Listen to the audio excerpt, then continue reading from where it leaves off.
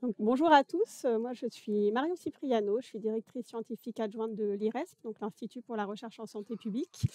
Et donc je suis ravie d'être là au sein de ce colloque co-organisé avec l'INCa, notamment parce qu'en 2018 j'étais chargée de mission à l'IRESP et avec l'INCa et notamment avec Jérôme, on avait monté le premier appel à projet coporté tabac financé par le Fonds de lutte contre le tabagisme à cette époque, qui ensuite s'est étendu aux addictions. Et puis, nous continuons de nombreuses actions avec divers appels à projets coportés. Et puis, ce premier colloque que nous co-organisons. J'en profite aussi pour remercier Colline Bancel, sur qui une grande partie de l'organisation de ce colloque repose. Je suis aussi ravie d'introduire cette première session avec la discussion de différents projets que nous soutenons, l'INCa et l'IRESP, donc des projets très interdisciplinaires et qui vont aborder la question de l'observation à la prévention.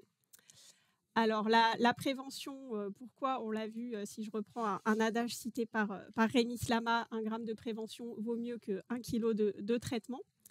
Et l'observation, pourquoi? Donc, l'observation, pour mesurer des prévalences, pour analyser des pratiques, pour les comprendre, pour aussi identifier des trajectoires, pour mieux comprendre des facteurs de risque et de protection.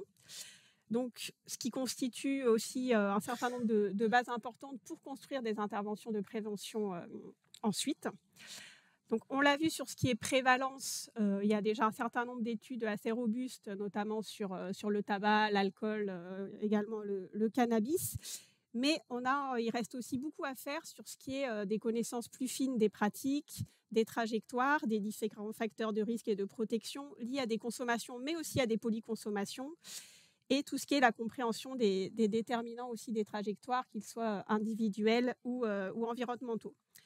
Donc là, il me semble que les projets qui vont être présentés aujourd'hui sont assez instructifs sur ces aspects et qui vont pouvoir apporter un certain nombre d'éléments importants pour derrière construire des interventions de prévention.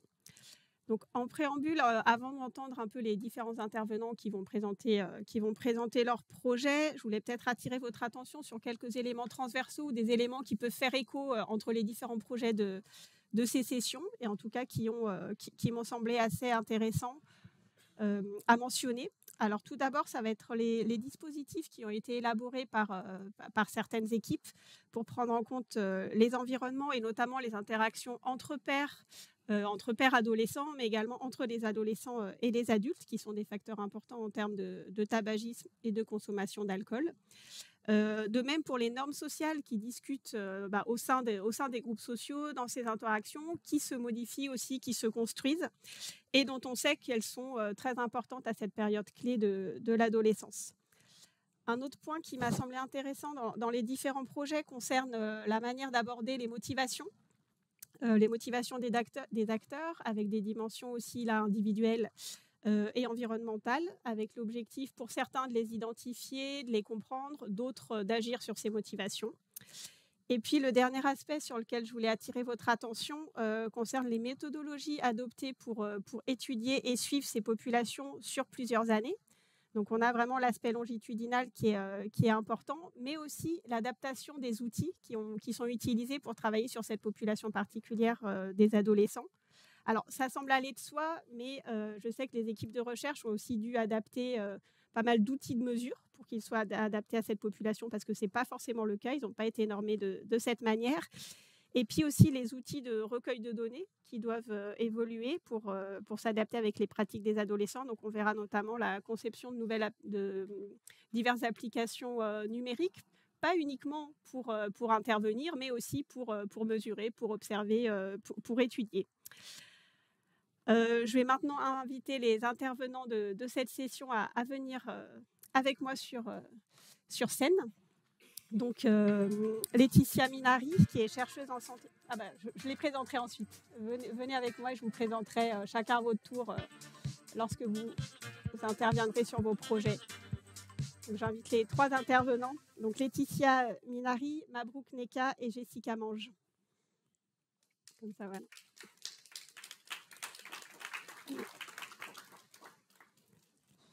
Alors, comme pour les sessions précédentes, il y aura un temps de questions, mais on va faire chaque intervention l'une à la suite de l'autre et on prendra les questions à la fin pour chacun des intervenants ou de manière transversale. Donc j'invite tout d'abord Laetitia Minari à prendre place au pupitre pour présenter son projet Existe, explorer les mécanismes des inégalités sociales et territoriales liées au tabagisme et autres comportements de santé. Et Laetitia Minari, qui est chercheuse en santé publique à l'Université de Lorraine au sein de l'équipe APEMAC. Et je vais être maître du temps. Donc je ferai signe quand il reste que quelques minutes.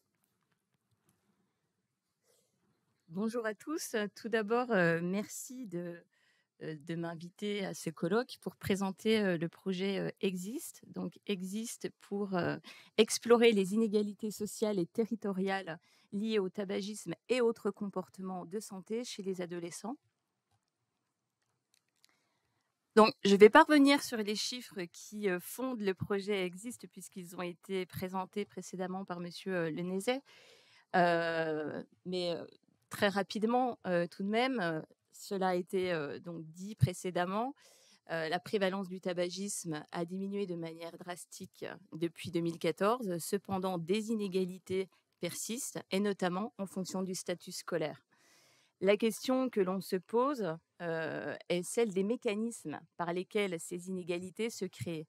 Est-ce qu'il s'agit d'une différence d'exposition ou d'accès aux différentes substances et notamment à la cigarette en fonction des cursus scolaires? Par exemple, on peut imaginer que les apprentis, étant donné qu'ils sont financés, ont plus accès, ont plus la capacité de s'acheter des cigarettes. On peut aussi envisager le fait que l'environnement professionnel auquel ils sont exposés précocement peut participer à l'initiation ou en tout cas à l'escalade du tabagisme. Ou alors on peut aussi considérer les choses d'une autre façon en se disant que les facteurs qui vont influencer les choix d'orientation scolaire sont également des facteurs qui sont associés au risque tabagique. Et pour répondre pour répondre à cette question-là, il est nécessaire de comprendre le tabagisme dans son environnement, enfin en tout cas le tabagisme de l'adolescent dans son environnement, comprendre comment les caractéristiques individuelles vont avoir un impact, certes, mais comment l'environnement dans lequel les jeunes évoluent va avoir une influence sur ce profil individuel et l'amener ou pas à consommer des substances. Et bien sûr, ce qui est très important de considérer, c'est la notion d'évolutivité dans le temps. Un risque à 14 ans n'est pas le même à 17 ans, puisque la mobilité spatiale des adolescents va évoluer, la relation au père et l'étendue du réseau social va également évoluer, et c'est tout l'enjeu en fait du projet Existe, c'est de comprendre justement ces interactions, cette évolutivité. Et donc, l'objectif de ce projet, c'est d'écrire l'évolution des caractéristiques individuelles et environnementales qui sont liées au tabagisme, mais également les interactions qu'elles peuvent avoir et leur influence sur les inégalités sociales liées au tabagisme. Dans un objectif secondaire, nous allons également nous intéresser à l'effet des interventions de prévention du tabagisme sur l'accroissement, la réduction ou le maintien des inégalités sociales liées à la consommation de tabac. Derrière les politiques que nous allons étudier, bien sûr, il y a les politiques nationales, comment les jeunes adhèrent ou non à ces politiques, mais également l'effet des interventions qui sont mises en place dans les établissements scolaires ou au niveau régional ou dans certains établissements. Et l'idée, c'est de mieux comprendre comment, notamment par leur disparité, par exemple territoriale, les interventions peuvent participer à la réduction ou en tout cas à l'accroissement en fonction des résultats qui seront proposés des inégalités sociales. Et donc pour répondre à l'objectif de ce projet, nous mettons en place une cohorte longitudinale pendant 3 ans qui va cibler 7455 adolescents scolarisés en classe de 4e dans 50 établissements de la région Grand Est. Pourquoi on s'intéresse à la classe de 4e? C'est parce que déjà, on sait que les initiations se font souvent avant l'âge de 15 ans. Donc, ce qui nous intéresse, c'est de comprendre comment ils expérimentent, comment ils escaladent dans la consommation de substances et comment les risques et les environnements à risque et les contextes qui vont influencer la consommation de tabac vont évoluer au cours du temps. Et ce qui nous intéresse, c'est donc justement le vécu des adolescents sur les 2 dernières années de collège et de savoir ce qui se passe sur la première année post-collège au moment où on a des orientations en lycée, en centre de formation des apprentis ou parfois même l'arrêt de l'école. Et donc, cette cohorte s'appuie sur des investigations mixtes. Donc, il y a la grosse partie qui réside dans la mise en place de questionnaires auprès des adolescents 3 fois par an pendant 3 ans. Donc c'est un recueil qui se fait sur tablette, qui est accompagné par nos équipes pour s'assurer de la compréhensivité des questions, compte tenu du fait que notamment dans l'exploration du réseau social, du réseau de pairs, certaines questions peuvent poser de problèmes. Il faut s'assurer que l'équipe de recherche puisse accompagner l'adolescent dans la réponse à ces questions. Et donc, dans ces questionnaires, on s'intéresse bien sûr à chaque temps de mesure aux consommations à risque. Je l'ai parlé beaucoup de tabac. On s'intéresse bien sûr à l'alcool, à la e-cigarette et à d'autres consommations comme le cannabis, la chicha. Donc, à chaque temps de mesure et plus ponctuellement, on va s'intéresser à d'autres déterminants, évidemment la question du bien-être, la question de l'environnement dans lequel les jeunes évoluent, l'estime de soi, le vécu scolaire. La notion de quartier également, savoir dans quel environnement, même spatial, les jeunes évoluent. À ce recueil par questionnaire, nous associons une sous-étude par web application qui demande, là où la cohorte demande une non-opposition de la part des parents et des élèves, l'étude par web application demande à ce que le consentement soit signé par les parents et les adolescents. Je vous en parle parce que vous verrez que ça a un impact par la suite.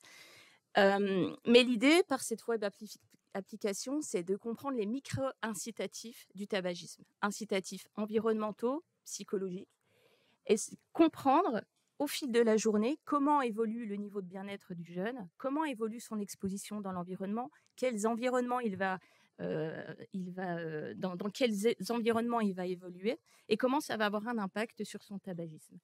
Et donc, l'idée, c'est de faire que chaque jeune, pendant 3 fois par jour, pendant 10 jours, reçoive ces notifications et réponde à ce micro-questionnaire.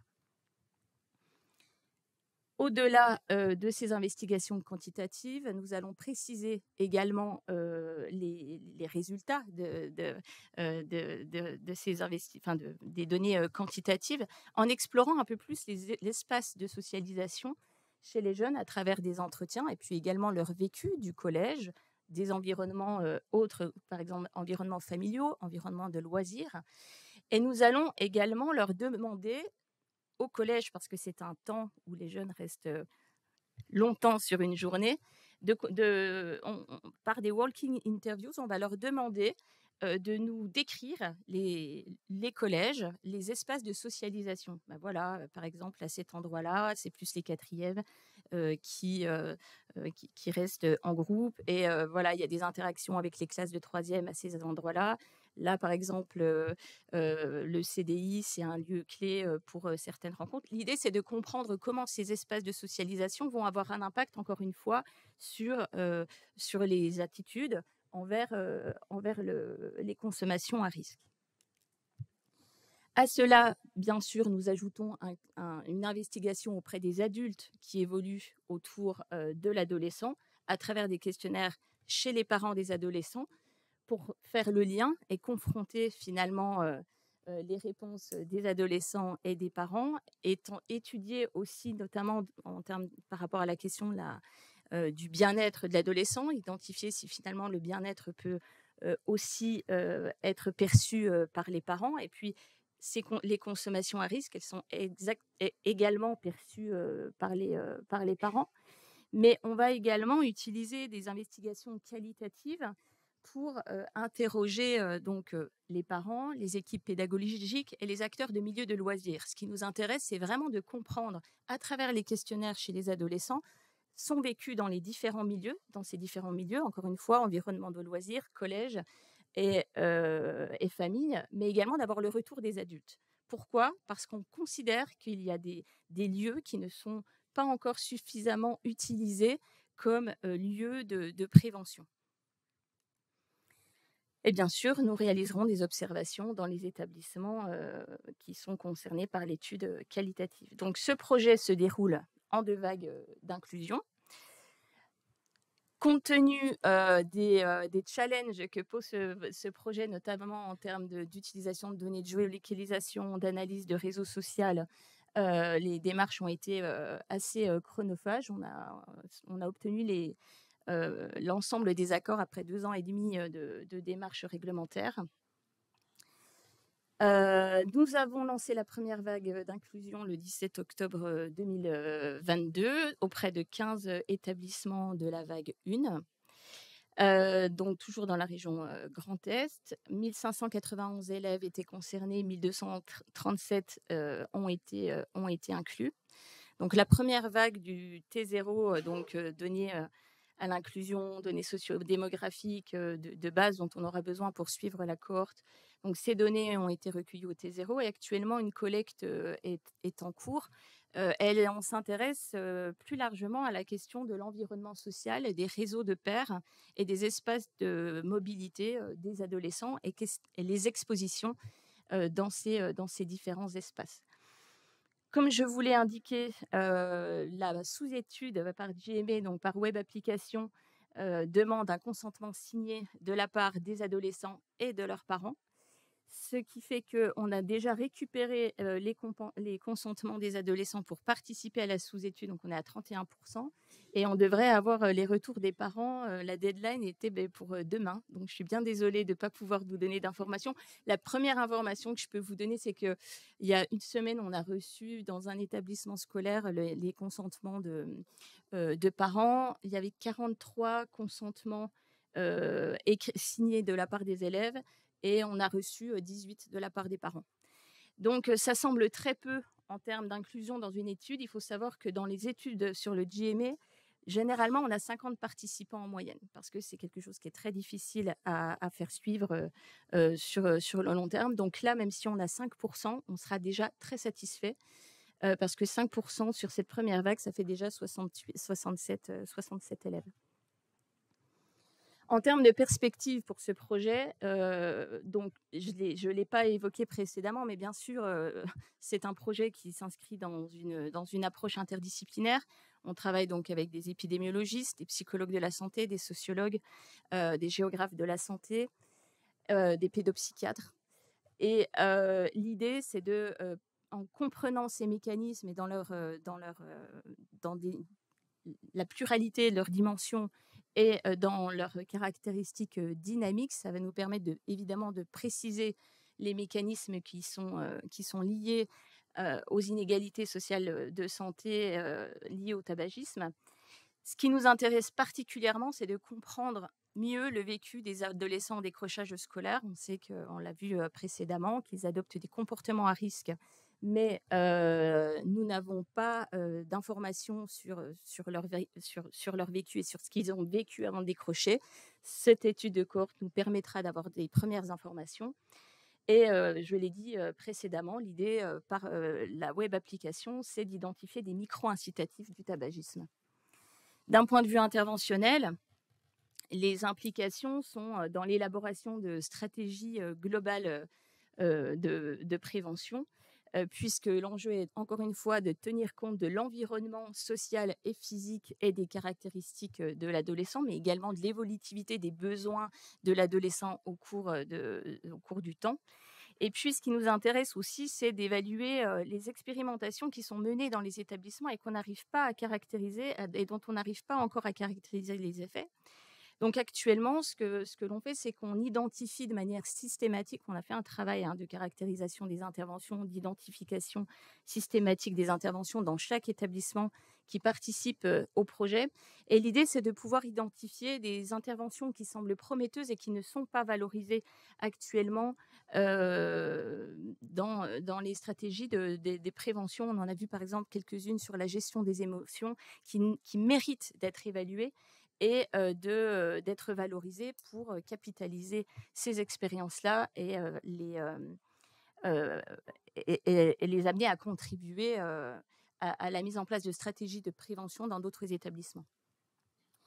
Et les perspectives sont également méthodologiques, puisque nous l'avons vu, il y a des nouveaux modes d'investigation, et notamment autour de la web application. Donc, on a Marie Buzy, qui était étudiante en master et qui poursuit son travail en doctorat, a développé une échelle de mesure du bien-être instantané chez l'adolescent, qui a été validée dans ses propriétés psychométriques de base dans la population adolescente française, qui est validée actuellement en population anglophone dans le cadre d'une collaboration avec l'étude Compass qui est portée par Scott Lesordal de l'Université de Waterloo. Et elle est également en cours de validation en population adulte, mais cette fois en contexte JMA, dans le cadre de l'étude Cohésion avec Grégory Moulek et Yann Kestens de l'Université de Montréal. Laetitia, il reste quasi. J'ai terminé. Et du Parfait. point de vue méthodologique, il y a toute une démarche analytique une démarche méthodologique autour de l'analyse des réseaux sociaux. Et Magali Colonna, qui est étudiante en doctorat, a également proposé des préconisations sur l'utilisation de l'analyse des réseaux sociaux, que ce soit dans les objectifs primaires, dans le mode de mise en place de ce type d'analyse et dans les analyses à proprement parler. Donc, je remercie sincèrement l'INCa et l'IRESP de nous avoir fait confiance dans la mise en place de ce projet qui bénéficie de partenaires nationaux et internationaux. Et je remercie également l'ensemble de l'équipe projet qui œuvre à la mise en place de cette étude depuis quelques années maintenant.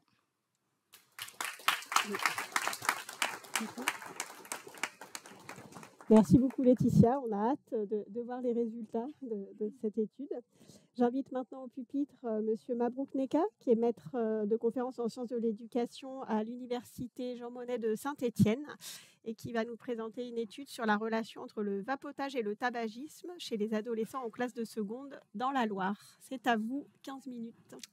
Bonjour, merci à l'IREPS et à l'INCa pour ce colloque. Donc moi, je vais être dans la continuité des collégiens puisque je vais être sur les lycéens. Déjà remercier mes collègues avec qui on a pu faire cette recherche et suite à un appel à projet 2019 de l'INCa. Jérémy Pourchez, Julien Masson, Lara Leclerc, André Ramba.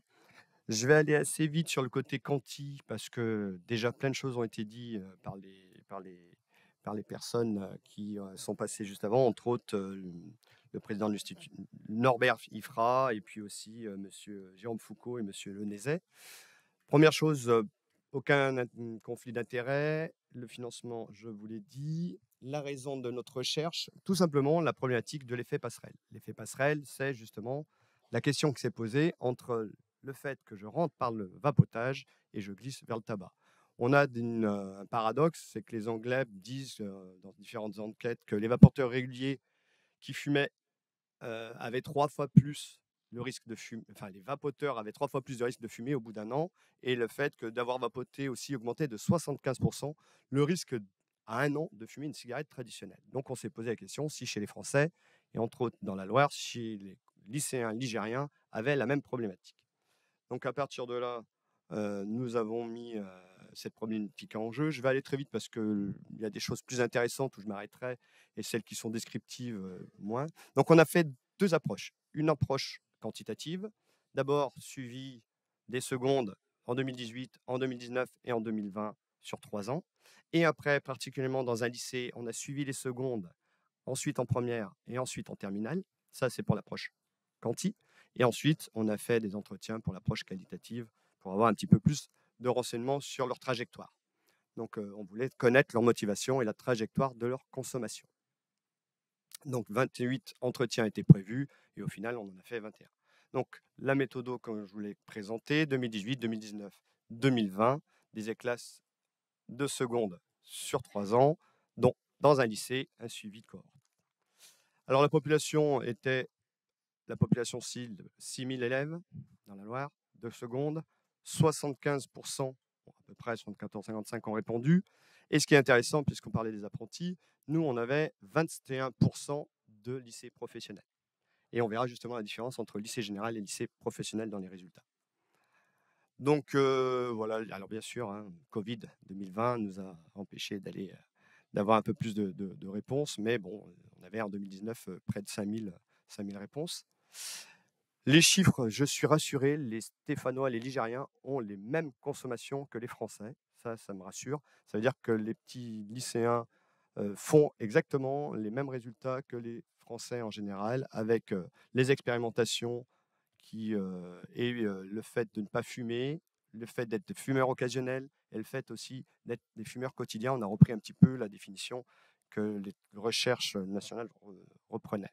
Donc du coup, ce qui est intéressant sur le vapotage aussi, c'est voir l'expérimentation au vapotage des 15-16 ans entre 2018 et 2020 avait un petit peu diminué. Par contre, l'usage du vapotage reste stable, avec même une augmentation de l'usage quotidien. Donc ça rejoint un petit peu les propos de M. Lenezec sur le fait que où passaient ces fumeurs qui baissaient et où allaient-ils. Mais on va aller un peu plus loin après. Donc là, je vais très brièvement. Alors, deux choses qui sont intéressantes. En effet, nous, chez les vapoteurs, c'était plus les garçons, 27% contre 18%, et plutôt les filières professionnelles que les filières générales, 29-30% contre 21%. Et la même chose un peu chez les fumeurs. Donc on avait plutôt les garçons, 32% pour des filles à 21%, et aussi les filières professionnelles. Donc en gros, c'était plutôt le garçon professionnel qui fumait plus et vapotait plus que les filles du lycée général. Mais ça, c'était sur notre cohorte. Ensuite, deux petites choses intéressantes. Les abstinents de vape et de tabac augmentent entre 2018 et 2020.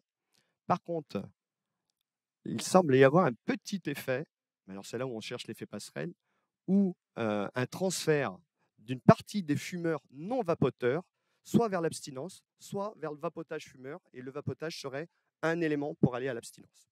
Voilà un petit peu. Mais l'usage de tabac seul vers un usage dual tabac et vape, ça peut nous poser la question de l'usage vape pour sortir du tabac.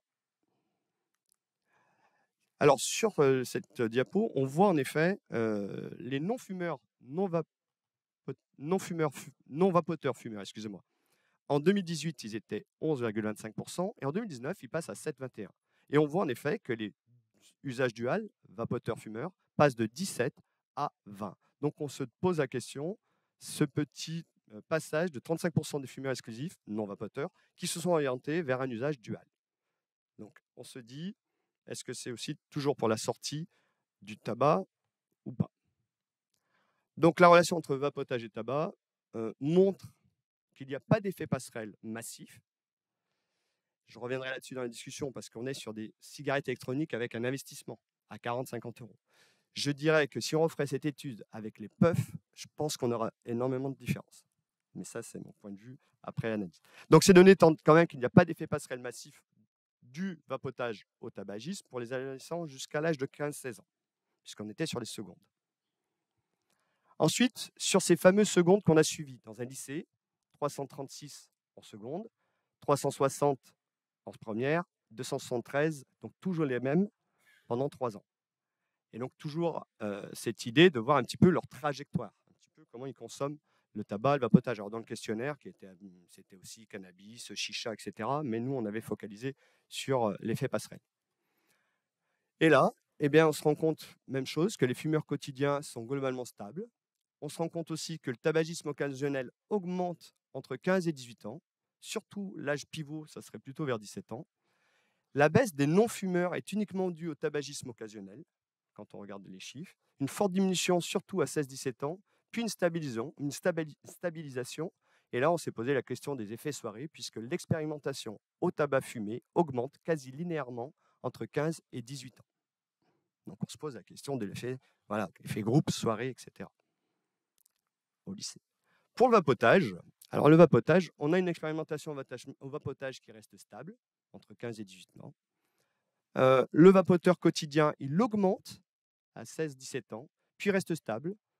On a un décalage de 1 ou 2 ans entre le comportement du vapoteur et le comportement quotidien du fumeur. On a une différence de 1 ou 2 ans. Donc le vapotage occasionnel reste stable. Et puis on a une baisse des non-vapoteurs qui est uniquement due à l'augmentation des vapoteurs quotidiens. Donc on se rend compte en effet, non-vapoteurs 53, 50, 52, et on se rend compte que les vapoteurs quotidiens ont une petite augmentation. Ce qui est encore la même question, des transferts des abstinents vers le vapoteur fumeur à partir d'un âge pivot. Et en fait, on s'est rendu compte, on verra avec les entretiens, ces secondes qui arrivent en première année de lycée, ils se prennent leur place, etc. Et puis la première arrive, et là, l'âge première terminale, la socialisation avec ses pairs, les sorties, etc. Et on se pose la question, voilà, d'une baisse des abstinences, un vapoteur stable, un fumeur exclusif stable et une augmentation des vapofumeurs sur cette recherche. Ensuite, on est allé donc du côté qualitatif. On avait l'idée de voir un petit peu quelle est leur trajectoire d'expérimentation et leur trajectoire utilisée. Comment ils étaient initiés à l'expérimentation, pourquoi il y en a qui étaient abstinents, quelles étaient leurs raisons, pour quelles raisons il y en avait certains qui résistaient à la rechute, puisque c'était des anciens vapoteurs ou des anciens fumeurs, et enfin aussi, comment et quel point de vue ils avaient sur le double usage et la mise en place ou pas d'effets passerelles. Donc, notre population visée était de 28 entretiens et nous avons au total eu 21 avec l'exclusion justement des formulaires de consentement signés qui sont nécessaires pour ces recherches. La méthode d'échantillonnage avec une participation volontaire et aussi en boule de neige. Je vais aller plus vite pour vous montrer notre population totale qui était 9 non-utilisateurs qui n'avaient jamais vapoté, n'avaient jamais fumé. Ensuite, 9 qui étaient vapoteurs ou fumeurs et surtout aussi, on a des doubles usages. Et enfin, les anciens utilisateurs, on en avait 3 qui étaient anciens vapoteurs ou anciens non-fumeurs ou anciens double usage. Ce qui nous a donné l'enquête sociologique avec les entretiens en visio, c'était le Covid, visioconf, etc. Et voilà la représentation graphique des différentes trajectoires identifiées. Sur les 3 non-fumeurs, non-vapoteurs, ou alors anciens fumeurs, anciens vapoteurs, ou alors fumeurs, vapoteurs, etc. De 3, on est passé à 10 sous-trajectoires. On se rend compte en effet, les abstinents, les 9. Alors sur les 9, dans les questions des entretiens, on en a 6 sur 9 qui, pour eux, ça ne posait aucun problème d'être abstinent, de ne pas fumer, de ne pas vapoter, et qu'ils étaient très bien en capacité de résister. Et puis on en avait 3 sur 9 qui, eux, par contre, l'abstinence leur posait problème. Et en effet, ils avaient peut-être aussi une sensibilité, une susceptibilité à pouvoir aller soit vapoter, soit fumer selon leur intention. Ensuite, on a ceux qui sont les anciens fumeurs ou les anciens vapoteurs, les 3. On en a 1 sur 3 qui est un ancien vapoteur qui, lui, résistait à la rechute, à la reprise. Et puis 2 autres qui étaient des anciens fumeurs, mais plutôt double trajectoire, qui aussi avaient une résistance sur la rechute. Ensuite, sur les fumeurs et vapoteurs, on en avait 4 qui étaient des simples vapoteurs avec une résistance initiale au fait de ne pas avoir envie de fumer, 1 sur 4. Par contre, on avait 5 fumeurs avec la trajectoire, avec une résistance initiale au vapotage. Ça ne les intéressait pas. Donc 3 fumeurs, 1 vapoteur. Et ensuite, ceux qui avaient le double usage, on en avait 5. 2 qui étaient partis à la base du tabac et derrière qui sont partis sur le vapotage et qui font un usage duel, mais avec un effet passerelle peut-être. Et derrière, on a aussi les autres qui étaient un qui était plutôt vapoteur au départ et qui est passé fumeur. Donc pour cela, le fait qu'il y en ait qui ne se posait aucun problème d'avoir le double usage, il n'y avait aucun souci pour eux. Et par contre, il y en avait pour un, c'était un problème d'avoir ce double usage. Il avait peut-être envie de quitter le tabac pour le vapotage et peut-être aller à l'abstinence, mais qu'il n'y arrivait pas. Donc tout ça pour nous donner un petit peu des facteurs structurants et motivants des différentes trajectoires. Le rôle, alors on se rend compte que voilà, le rôle de consommation, c'était surtout de réduire le stress et permettait de se relaxer. L'utilisation de la cigarette était plutôt passerelle et objet aussi thérapeutique ou détourner le tabac pour se protéger par rapport à sa santé, à la fumée, etc. Et fumeur avait un rôle de dépendance à l'exposition. Voilà un petit peu les rôles qu'ils avaient décrits. Sur la perception des risques, c'était un petit peu ce qui avait été dit par M. Foucault, l'effet nocif sur la santé, le risque de dépendance et des maladies liées au tabac. Et par rapport à l'utilisateur des cigarettes électroniques, moins de dommages pour la santé.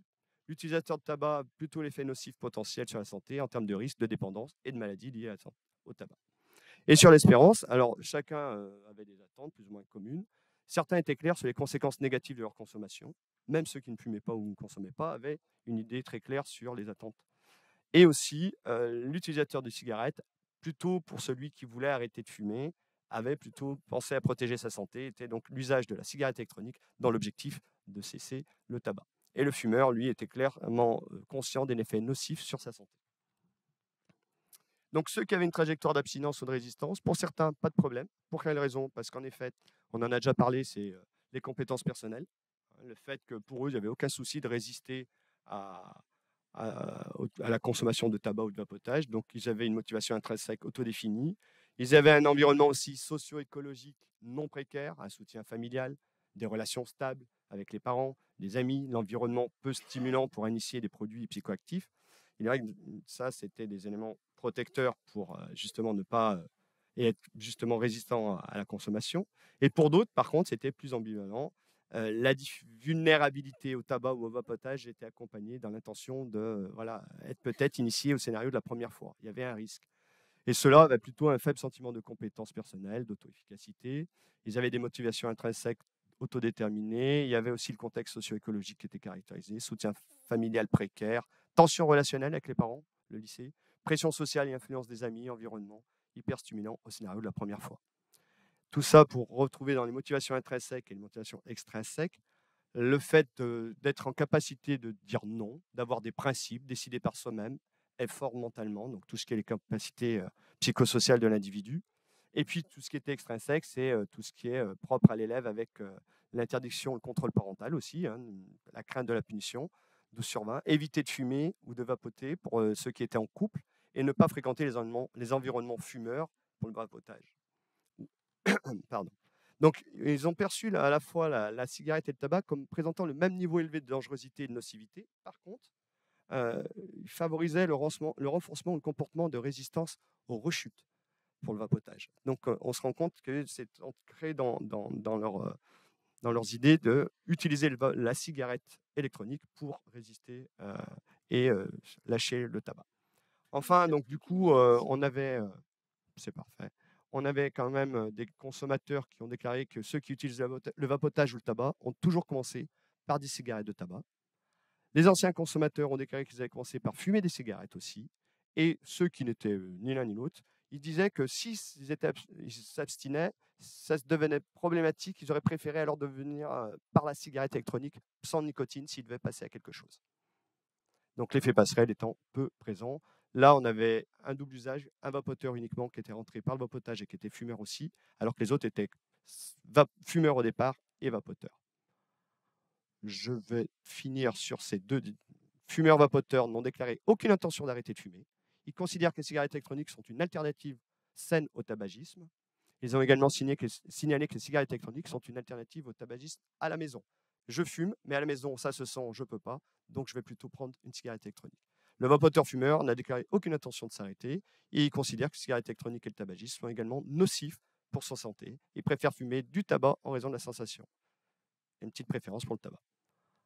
Et ça doit être terminé parce que le projet, dans notre troisième tâche, c'est justement de créer des séquences d'éducation à la santé en lien avec ces résultats et justement pour augmenter leur littératie en santé, surtout sur le vapotage, et en lien avec les pairs et donc les étudiants du service sanitaire pour justement œuvrer sur cette prévention. Voilà. Merci beaucoup.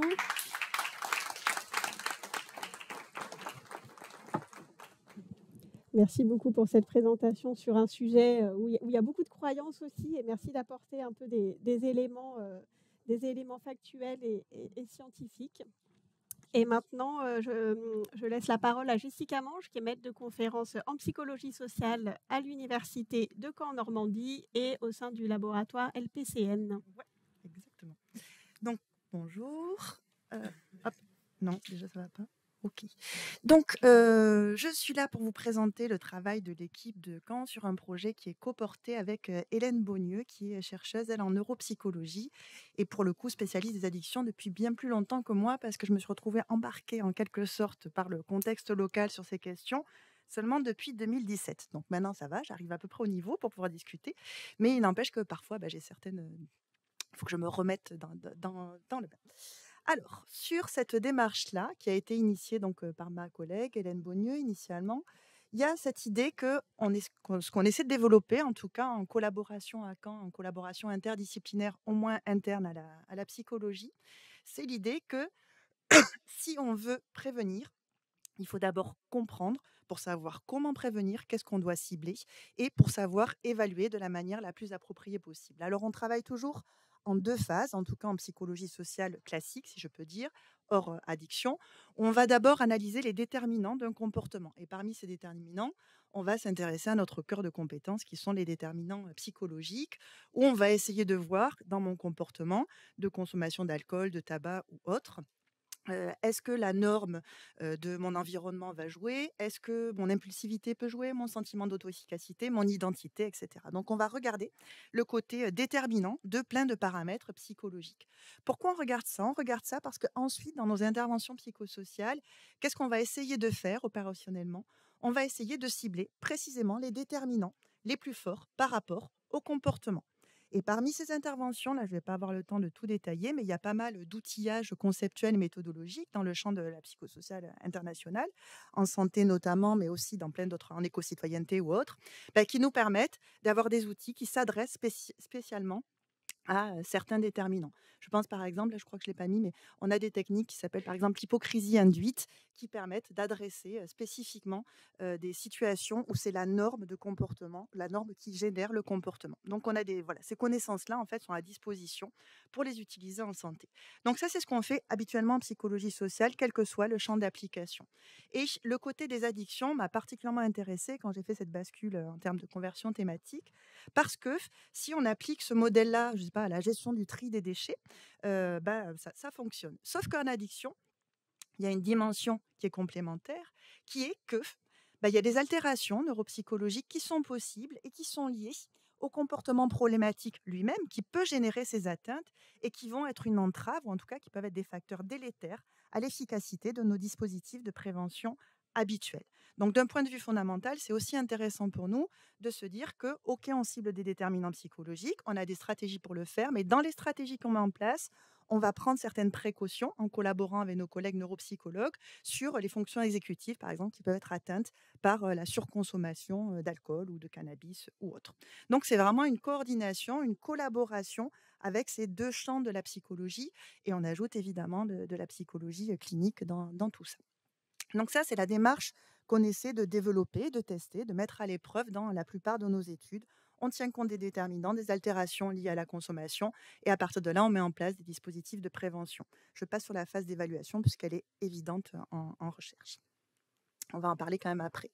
Donc cette démarche DAP, déterminant, altération, prévention, on la décline en 3 volets dans un projet, le projet ADUC, alcool et drogue à l'université de Caen. Ces 3 volets, en réalité, se passent en études autonomes. Premier volet, on a chaque année les 27 000 étudiants de l'université de Caen qui sont sollicités pour répondre à une enquête en ligne. Donc ce sont des données observationnelles, auto-rapportées avec toutes les limites que ça comporte. Mais il n'empêche que ça nous permet un suivi longitudinal sur des étudiants. Alors le longitudinal ne marche pas quand même des tonnes, hein, il faut le dire, dans le recueil. Par contre, on a chaque année au moins 3 000 étudiants à peu près, qui vont nous permettre d'avoir des données sur la prévalence des consommations. Je ne reviens pas dans l'exposé là, puisqu'on a eu l'exposé de l'OFDT tout à l'heure, mais qui vont nous permettre aussi de vérifier quand on essaie d'analyser les déterminants d'une pratique de consommation, quelle que soit la substance, d'en vérifier la stabilité. Ce que je vous présente là, c'est l'étude sur laquelle on s'est basé dans les études de prévention que je vais vous présenter après, qui ont été financées par l'IRESP, où on a pratiqué ce qu'on appelle les analyses de dominance en statistique. C'est un tout petit peu plus compliqué des analyses de régression, mais c'est très gérable par R fait des merveilles, où ça nous permet en fait de confronter les différents déterminants possibles et d'identifier les poids de chacun. Et ça porte bien son nom puisque ça nous permet d'identifier les déterminants dominants sur une pratique. Donc là, on a fait ce type d'analyse sur les pratiques de binge drinking chez nos étudiants et ça nous permet de voir que parmi tous les déterminants qui sont identifiés dans la littérature, nous, on a essayé de tous les inclure dans notre étude, dans ce volet 1, donc c'est un peu l'usine à gaz en termes de longueur de questionnaire, mais en tout cas, il y avait l'idée de pouvoir séparer la variance qui était liée à chaque déterminant.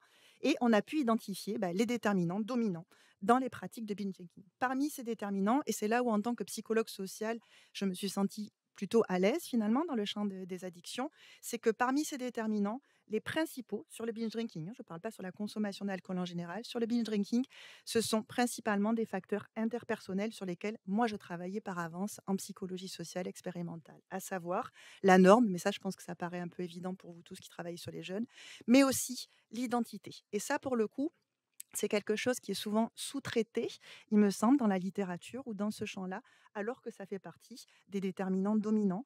On a d'autres études maintenant où on collabore notamment avec les collègues de Lille, où on voit les effets en fonction de l'âge. Et l'identité, je vous invite à être très attentif à cette dimension-là, parce qu'elle est dominante à n'importe quel âge, finalement.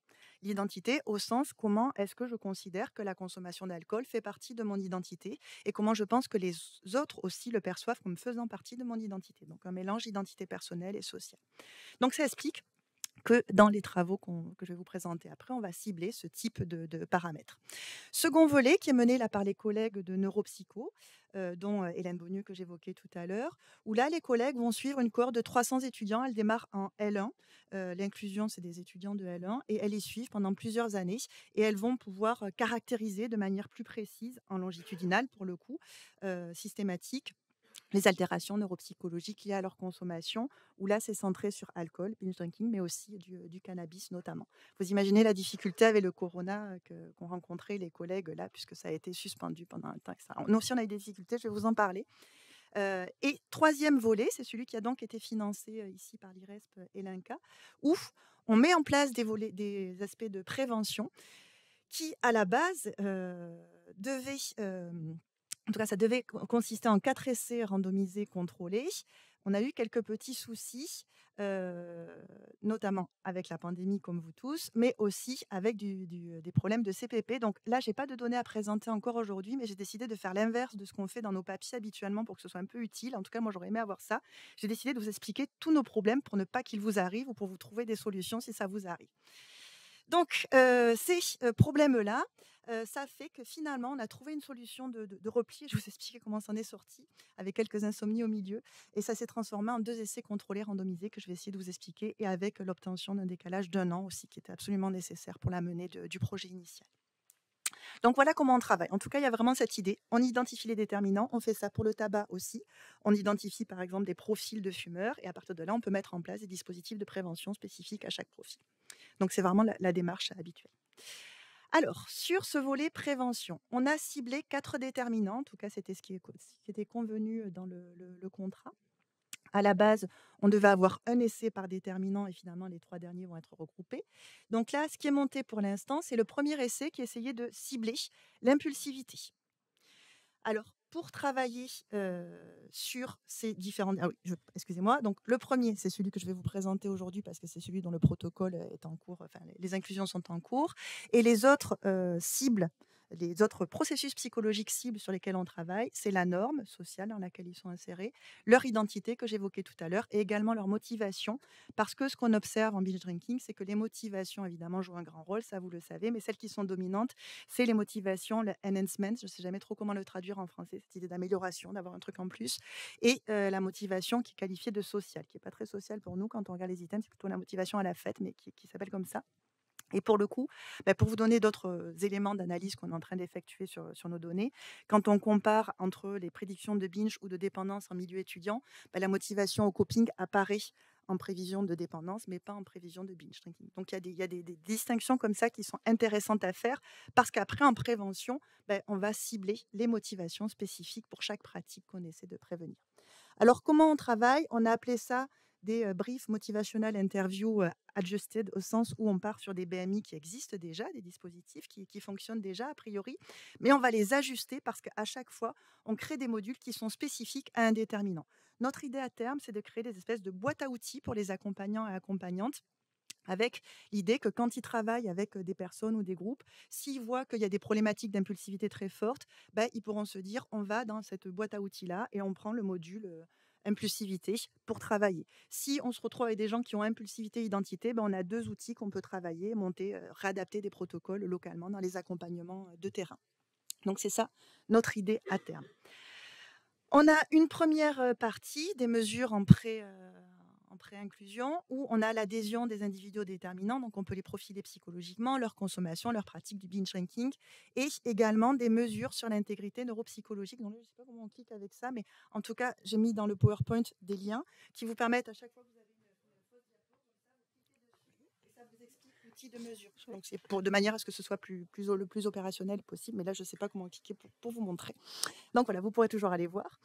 À partir de là, on crée, et c'est là qu'il y a les dispositifs d'intervention psychosociale, on utilise des techniques qu'on sait les plus adaptées possibles à chacun des déterminants. Donc sur le premier, on a donc un feedback personnalisé qui est assez classique.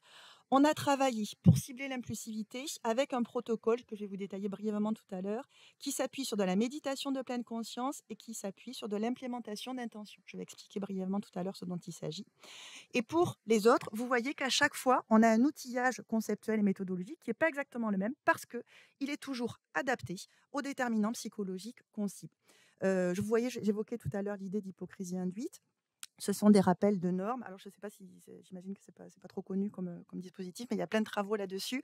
C'est l'idée que quand vous voulez amener un individu à aller contre les normes, aller plutôt vers des normes de santé, de comportement de santé, vous l'amenez à rappeler la norme dominante, qui est a priori que, par exemple, c'est mal d'avoir bu avant de conduire. Et c'est rare les gens qui vont vous dire « Oh non, c'est trop cool de boire avant de conduire ». Donc, vous rappelez cette norme-là. Et à partir de là, vous ne vous arrêtez pas là, puisque ça, c'est déjà fait dans les études en prévention.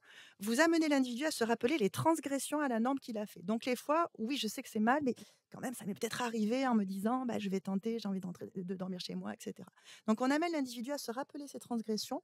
Et le fait de rappeler ces transgressions crée cet état de dissonance cognitive dont vous avez sans doute entendu parler, qui va amener l'individu, normalement, théoriquement, à revenir vers le comportement de santé adapté. Donc, voilà un exemple de choses qu'on peut faire. Autre chose qui, a priori, peut vous intéresser, c'est ce qu'on appelle du social identity mapping. On est en train de développer tout un programme. C'est une nouvelle demande de financement IRESP, d'ailleurs, sur cette idée de prendre en compte l'identité des gens et les normes qui vont avec. Et c'est assez proche de ce que vous faites, même si on ne formule pas les choses de la même manière, parce que dans du social identity mapping, on va amener l'individu à identifier tous les groupes d'appartenance qu'il a. Le fait que je sois universitaire, que je sois de Caen, que je sois, je sais pas, joueuse de guitare, que je sais pas, toutes les caractéristiques que je peux avoir, plus ou moins formelles, fan de Game of Thrones, je sais pas ce que vous pouvez trouver chez les gens. Tout le monde a des appartenances groupales assez diverses. Et il y a plein de travaux là-dessus et ça développe tout un champ de recherche qui s'appelle le social cure et que je vous invite à aller regarder, c'est super. C'est beaucoup étudié en prévention de la rechute et très peu en prévention primaire et secondaire. Donc nous, on fait communiquer ces champs-là. Bref, et à la fin, en poste, j'ai mis l'adhésion au déterminant qui est entre parenthèses, parce que là, vu le taux d'attrition qu'on risque d'avoir sur la paire de sujets, si des gens on récupère leur consommation et leur pratique de binge, on sera très content. Si on a des réponses sur l'adhésion au déterminant avec un nouveau questionnaire qui est un peu long, on sera content aussi, mais on est un peu moins assuré sur cette dimension-là. Alors, après cette présentation, comment on travaille sur ce truc-là? Le design, il est assez simple. Il est à chaque fois, on a toute la population étudiante de l'Université de Caen. On leur propose de participer à une étude. C'est sur la base du volontariat, avec tous les biais que ça peut introduire dans l'échantillon. Et puis, on va avoir un groupe qui bénéficie de notre... 1 minute. Waouh. Alors là, c'est trop parlé, je suis désolée. Hop. Je vais passer plus vite pour voir ce que je vous racontais. Sur le recueil de données, on a développé une application mobile qui n'a pas vocation à faire l'intervention, même si de fait, en utilisant une application mobile en IMA, on intervient, qu'on le veuille ou non. Pourquoi je vous en parle? Parce que du coup, sur cette application, ça va faire partie des leçons à retenir. Je vais directement passer sur les leçons à retenir. En tout cas, on a une appli qui nous permet d'avoir des modules de méditation. On a d'autres collègues de psychologie clinique et spécialisés qui enregistrent, donc on peut utiliser ça. Et c'est une appli qui, à terme, a vocation à être partagée, évidemment, avec la communauté. Alors, sur le protocole, je vais passer super vite. On fait de l'entretien motivationnel, de la méditation de pleine conscience, on pourra en parler si vous le souhaitez. Et puis de l'implémentation d'intention, c'est l'idée que la plupart du temps, je peux avoir l'intention de mettre en œuvre un comportement. Ça prédit l'intention à peu près 28% de nos comportements. Mais justement, ça ne prédit que 28% de la variance des comportements. Donc, pour optimiser ça, on peut implémenter cette intention. Donc, je passe sur la technique, on verra... On pourra en parler après si vous le souhaitez. À nouveau, vous avez une diapo qui vous explique tout ça avec un petit module. Hop. Alors, le retour d'expérience sur les entraves qu'on a rencontrées, d'abord d'un point de vue administratif. une catastrophe, un cauchemar. Je n'ai pas de mots pour dire ce qui nous est arrivé. À ce moment-là, le CHU de Caen a décidé de plus travailler avec les labos de Caen en santé. Donc, on n'avait même pas de réponse à nos mails, rien, on était désœuvrés. Il a fallu, et pour le coup, on a eu du soutien, et c'est là qu'avoir des soutiens internes à nos universités, ça devient décisif. On a dû monter jusqu'à la présidence de l'université, notre laboratoire n'a pas suffi. Donc, ça a été des réunions au sommet, pour ainsi dire, pour essayer de cadrer ça. Ça a pris un certain temps, comme toutes les réunions au sommet entre les grands décideurs et décideuses. Et puis, finalement, c'est réglé. Donc maintenant, il y a un partenariat qui est clair, mais qui fait que le CHU, au milieu, se sert financièrement. Et donc, pour chaque essai qu'on essaie de faire, donc ils sont qualifiés en RIPH2 et ça coûte 6 780 €. 6 780 € pour un travail qui est tout à fait raisonnable, de mon point de vue, en termes d'investissement en temps par nos collègues du CHU.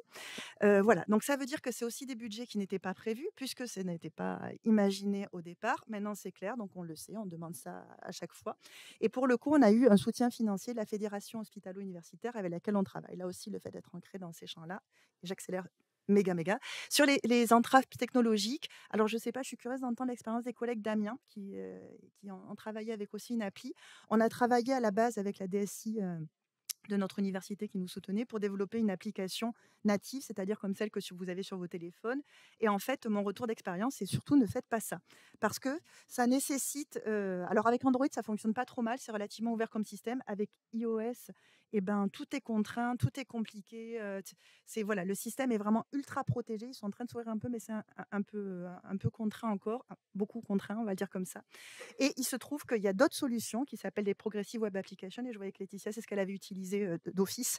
Donc voilà, passer directement par là. Ça pose d'autres problèmes. Il y a encore des complications pour les notifications. Mais n'hésitez pas à venir avec nous si vous souhaitez mettre en place ce type d'outil, que l'expérience serve. D'autant plus que quand on développe ça, pour le participant, c'est invisible, ça fait la même chose. Donc du coup, nous, on a des gains de gestion de données et ça veut dire aussi que si vous passez par une application native, il faut repayer tout le temps parce que les dispositifs Android ou autres sont faits pour qu'on rachète des téléphones et qu'on rachète des applications.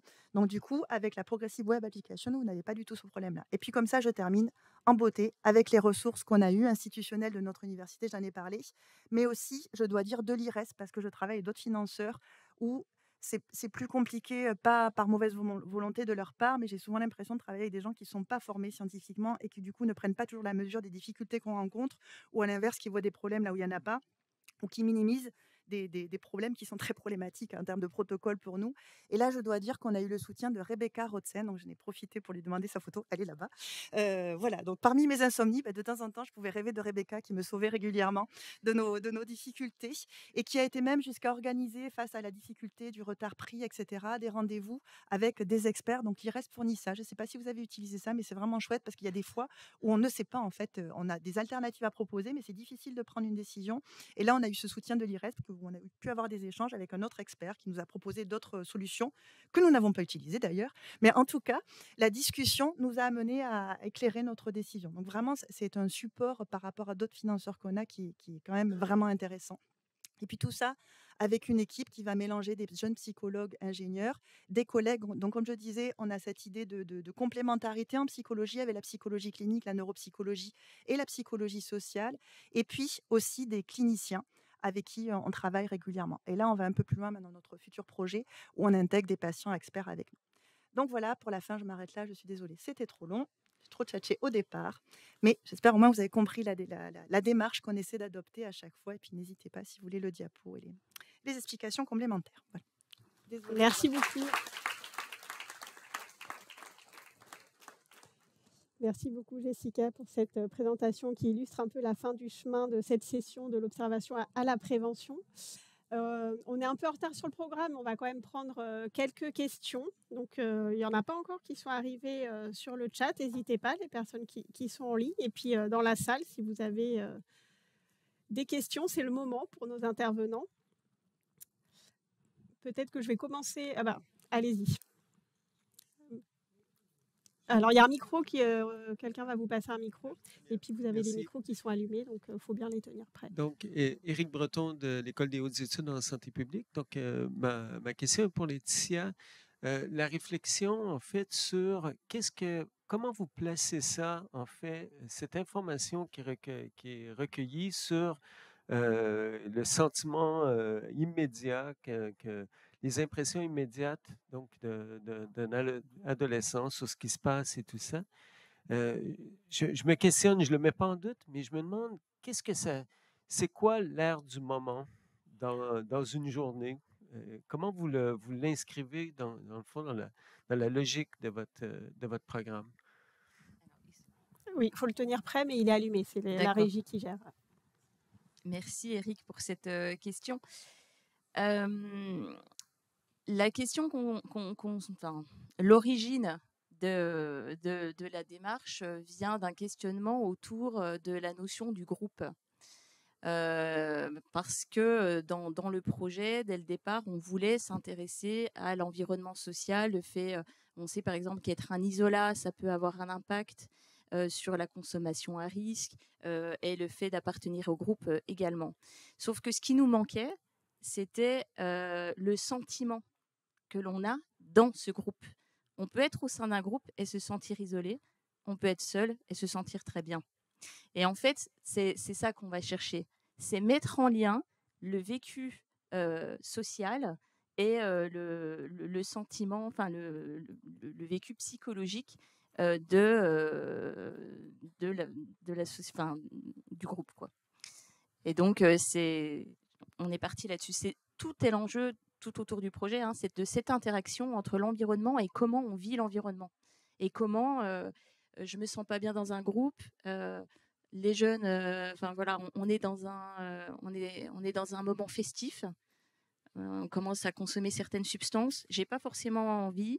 Je me sens parce que donc dans l'échelle de bien-être qu'on a développée, on a plusieurs éléments qu'on va chercher. C'est le sentiment d'être accepté tel qu'on est, le sentiment d'isolement, le sentiment de confiance, le sentiment d'être entouré.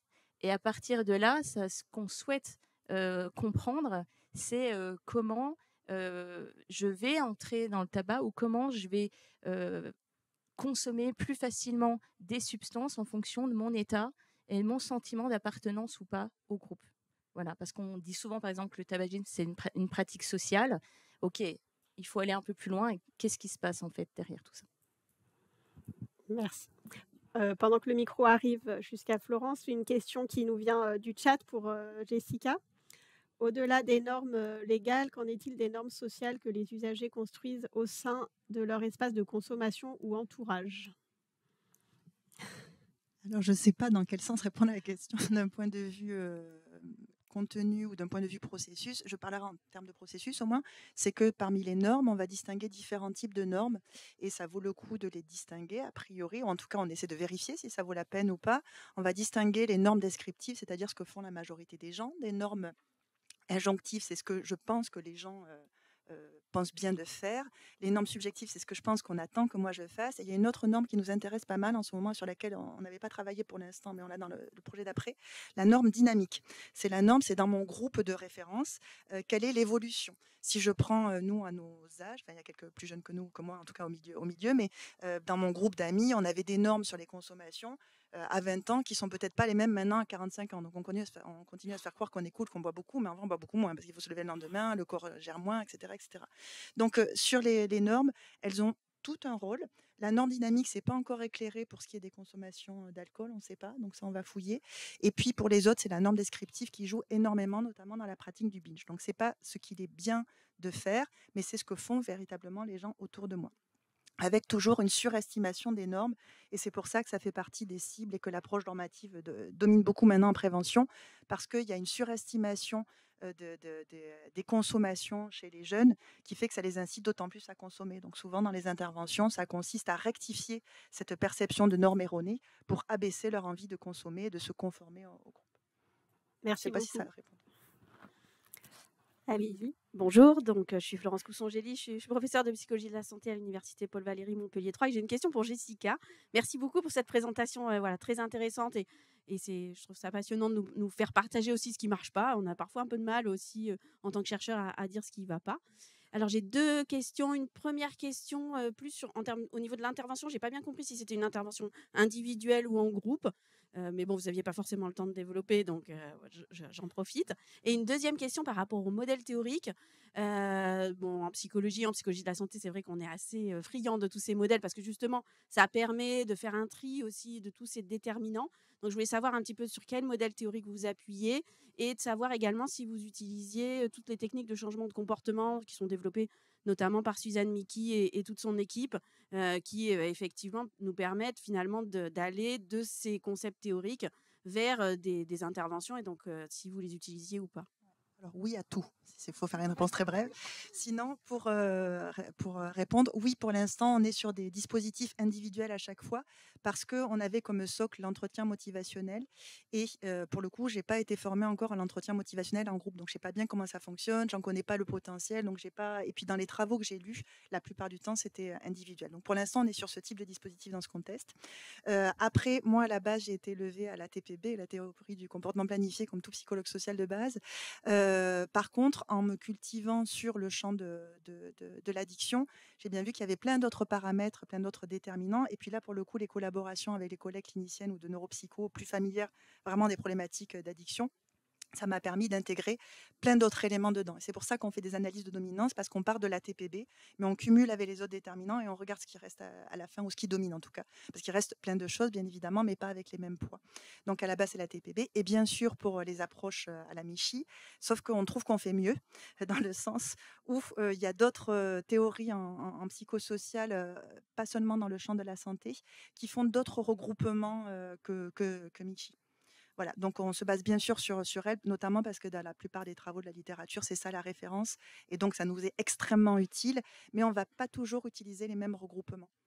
Donc, ou sinon, on ne va pas toujours employer les mêmes termes qu'elle, mais parce qu'on va parler, nous, exclusivement en termes de processus psychologiques, plus qu'en termes de technique. Mais à la fin, ça se superpose, bien sûr. Ouais. Peut-être une dernière question. Jessica a soulevé la question de l'identité qui était importante et qui était peut-être moins regardée que d'autres. Je voulais vous questionner, Laetitia et Mabrouk, si c'est quelque chose que vous avez essayé de prendre en compte ou qui est ressorti aussi dans les observations. Voilà, comment vous avez pu intégrer ou non dans vos projets cet élément ou comment ça peut faire partie des résultats.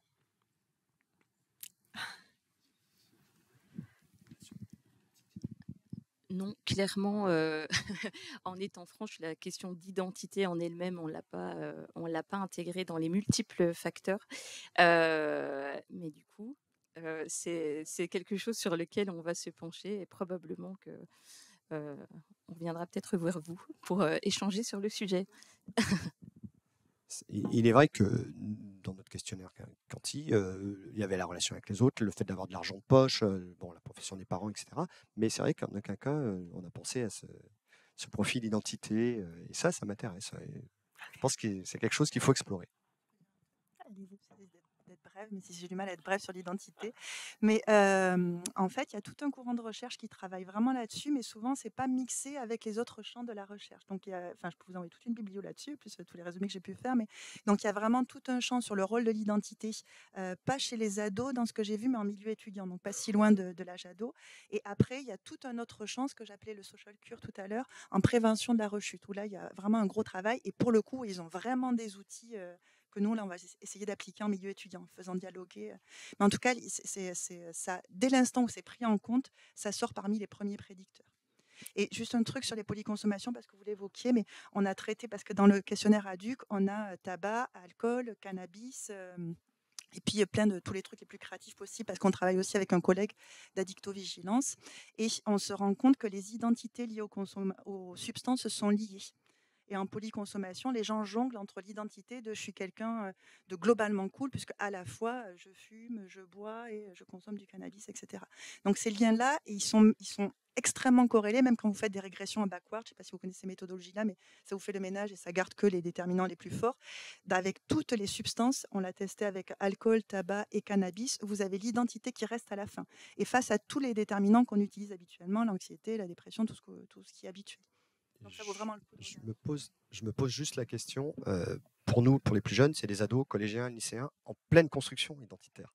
Donc, et dans sa relation avec le groupe, etc. Donc, il y a une question qui se pose là.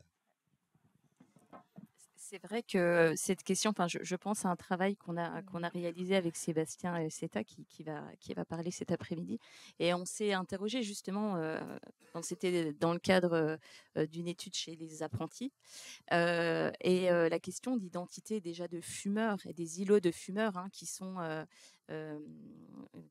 définis notamment à la suite, enfin, qui se créent à la suite des processus de dénormalisation ont un impact. Mais c'est vrai que dans cette configuration-là, ce serait intéressant d'explorer la manière dont cette identité se crée, en fait. Voilà. Ouais. Bon, merci beaucoup, c'est passionnant, mais on poursuivra, je pense, les échanges lors du repas.